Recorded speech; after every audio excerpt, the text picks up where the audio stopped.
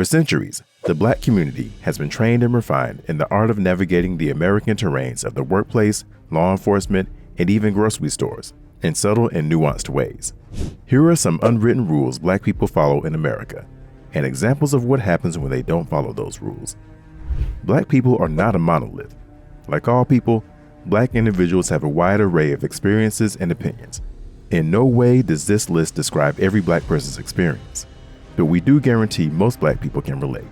Make sure you hit that subscribe button and notification bell. 12. Don't assume you're safe in your own home. A home is where you can relax and let your guard down. Kick your feet up and close off the ills of the world. A home is meant to provide shelter and security, but that's not always been the case, especially for Black Americans. Securing your home has been a right of man since the castle doctrine was enacted in the 17th century.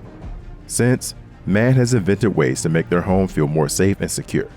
This has led to inventions like the Osborne Dorsey's doorknob lock and Marie Van Britten Brown's home security system. However, these innovators and laws have not led to the safety of Black people in their own homes. For example, no-knock warrants are legal warrants given by a judge that grants entry to a business or residence without prior notice, and they have been reckless and deadly in their executions. Black Americans Breonna Taylor and Namir Locke were both victims of botched no-knock warrants. Other times, you could simply be mistaken for being in your own home. In 2009, famed TV host and Harvard professor Henry Louis Gates was arrested outside of his own home. A neighbor called to report a thief trying to break into Mr. Gates' home. The alleged thief was none other than Mr. Gates. An even more deadly incident happened in 2018. Botham Jean was sitting on his couch eating ice cream when a white off-duty police officer entered his apartment and shot him. She had mistook Mr. Jean's apartment for hers and believed him to be an intruder. Unfortunately, for many Black Americans, their own homes and neighborhoods are anything but safe. With an increasing number of incidents involving harassment, shootings, and burglaries happening across the country, feelings of fear and mistrust are on the rise among Black Americans. 11. Always ask for a bag and a receipt. One thing that is very unique for the Black community is that historically, Black people have lacked ownership within their own community, from the homes they live in to the places they shop. Their favorite corner stores, bodegas, and other places of commerce are typically owned by people outside of the Black community. For decades, Black people have had to endure watchful eyes and accusations of theft. Through that, they've developed literal survival tactics when going shopping. One in particular, always asking for a bag and grabbing a receipt when leaving a store. Black people follow this rule, even for something as small as a bottle of juice, because we know the consequences could mean death. In 1991, in South Central LA, 15-year-old girl Latasha Harlins was shot over an altercation that began when she was accused of stealing a bottle of orange juice. Eyewitnesses claim Latasha put the orange juice in her backpack and she walked towards a register with money in her hand. Before she could pay, she was harassed and threatened by the store owner, who was Korean. An argument ensued, and the result was the loss of a little Black girl over a juice that cost $1.79. Shopping while Black was brought into the public's attention through stop and frisk tactics. In 2003, claims were made by Black shoppers who were arrested while shopping in the upscale luxury department store, Barney's. A 19-year-old college student named Trayton Christian was stopped, handcuffed, and detained for 2 hours after purchasing a $300 designer belt. So even if you have a receipt and a bag, you still have to be mindful as a Black shopper. 10. Stay in sight while moving through predominantly non-Black areas. Black people in America have learned how to navigate the streets. Too often throughout our time in America, Black people have been perceived as a threat by simply just walking. For decades, Black and white people weren't allowed to occupy the same side of the street. Because of those deep-seated experiences, Black people have learned it's better to just keep their distance. Often, Black children are taught to not walk too close to people's front yard, so as to not be accused of attempting a crime. A tragic example of not following this unspoken rule happened in February of 2020, down in Glenn County, Georgia, when Ahmaud Arbery was tragically harassed by 3 white men. Ahmaud was out for a run, a form of cardio that millions partake in every day, but his running was perceived as him fleeing from a crime scene, even though there was no indication of a crime committed, nor were the men police officers. Incidents like the story of Ahmaud Arbery has reinforced this unwritten rule. So whether you're out for a morning jog, power walk, or a stroll, Black people have to continually be hyper-aware to not be a perceived threat. 9.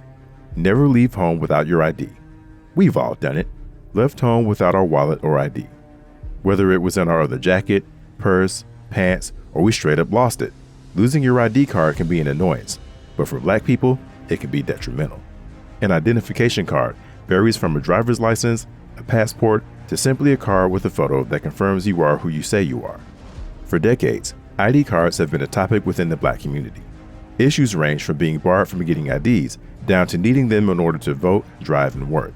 Even though the notion that voter ID laws mostly affect Black people has been debunked, not having an ID is still something Black people try to avoid at all costs. In 2022, a Black man was arrested and spent 6 days in prison because he didn't have identification to dispute a case of misidentification with a white felon.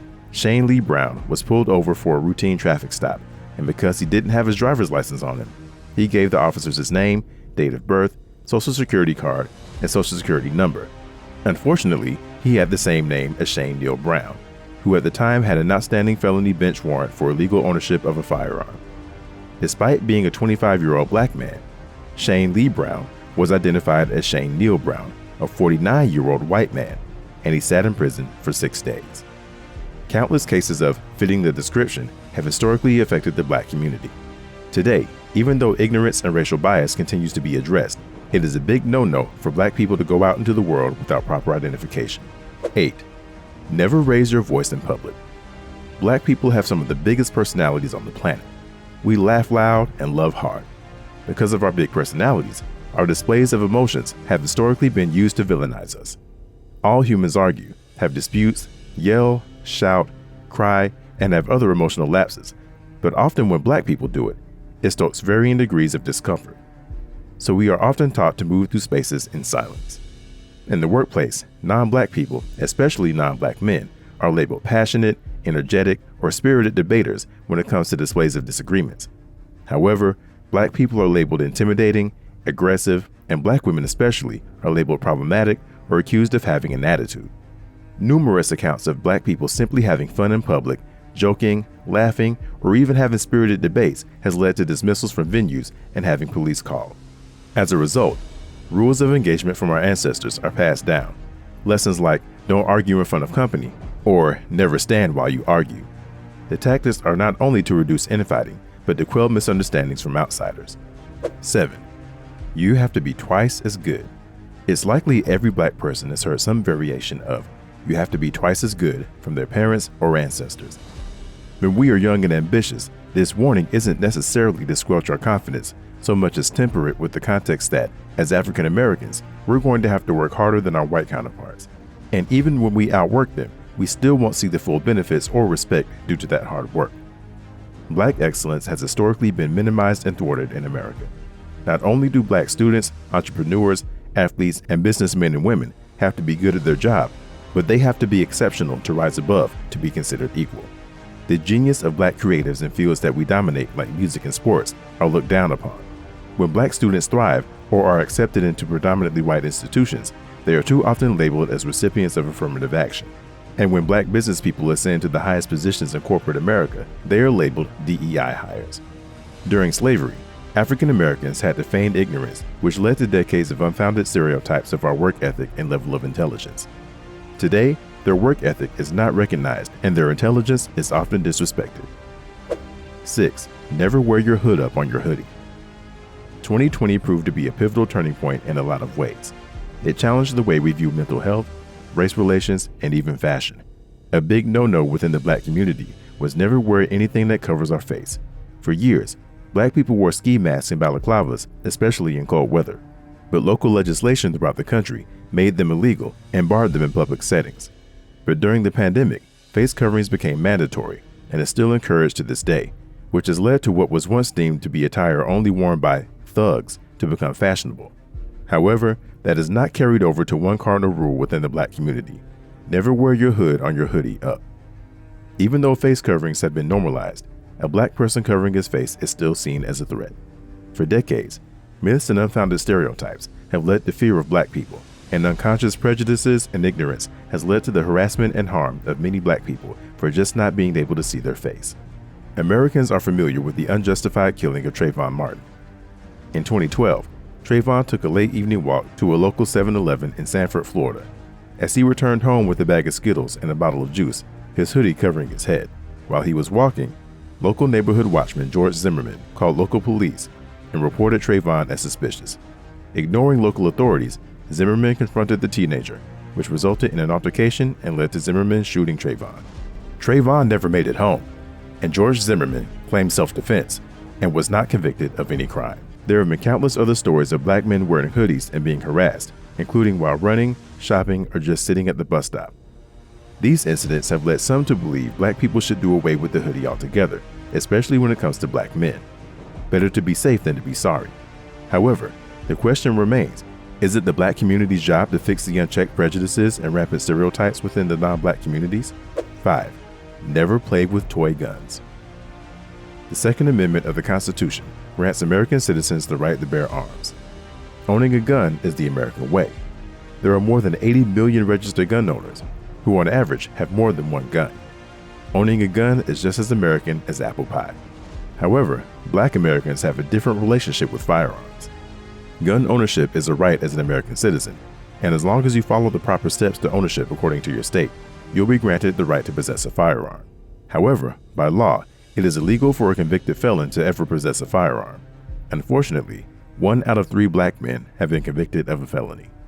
Even as children, the black community has no problem bringing out the super soakers, but playing with a toy gun that looks like a pistol is a giant no-no. From water pistols, cap guns, down to BB guns. Black children are advised early on not to fool around because it could lead to deadly miscommunication. This complete shunning of guns deters many elders within the community from teaching or seeking out proper firearm training for themselves or the community's youth. Beyond the gun violence that occurs within our community, we know that playing with a toy gun can be deadly. In November of 2022, 12-year-old Tamir Rice was playing outside at a local recreation center when he was the victim of playing with a toy gun. Tamir was playing around with some friends with his airsoft pistol when someone called 911 because they believed the gun might have been real. However, the caller also mentioned the gun was probably fake. Tragically, the officers who reported to the scene took no time to investigate. Instead, without even bringing their car to a complete stop, 2 white officers rolled up and ended the life of the 12-year-old child. As anti-gun rhetoric grows, legal gun ownership in the black community has risen, with African-American women growing 87% since 2019. This trend will hopefully lead to more education within the black community instead of cautionary tales. 4. Make sure your hair looks professional. Hairstyles within the black community are a wide range of creativity. The texture of hair affords the ability to create and replicate any style imaginable. From cornrows, braids, to perms, jerry curls, updos, dreadlocks, and waves. There is no style imaginable that can't come from a black person's hair. However, you can tame their creativity. For decades, black people, especially black women, have been told to keep your hair professional, or have been told their hairstyle is inappropriate. Black men have had to cut off their dreads or braids in order to maintain employment or adhere to school policies. Black women have had to straighten, perm, wear weaves or wigs in order to conform as well. Studies show that 25% of black women believe they were denied employment simply based on their hairstyle. However, over the past decade, there have been movements toward opposing those prejudice policies. Black professionals have embraced their natural hair and have dared anyone to oppose them. In 2019, the Crown Act was created to ensure protection against discrimination based on race-based hairstyles by extending statutory protection to hair texture and protective styles such as braids, locks, twists, and knots in the workplace and public schools. As of 2024, only 22 states have enacted the act into law. 3. Avoid calling the police. The history of police and the black community can be its own segment. Their often adversarial relationship goes back to legalized slave patrols, whose tactics would go on to be used by the terrorist organization, the Ku Klux Klan. Even though slave patrols were abolished along with the end of slavery, their legacy merged into modern policing. Policing as we know it didn't really start to take form until the early 20th century. Since its beginning, law enforcement has had difficulty developing a cordial relationship between them and communities. This has led to a strong standing belief within the black community of avoiding calling the police. In popular culture, the image of the police is of an institution whose mission is to protect and serve the citizens of their community. It's the police American citizens are supposed to call when they need help, right? Well, black people historically are judged by different standards and are often guilty until proven innocent. By calling the police, a black person may inadvertently be making themselves a suspect. One such situation happened to a black pastor in Virginia back in 2020.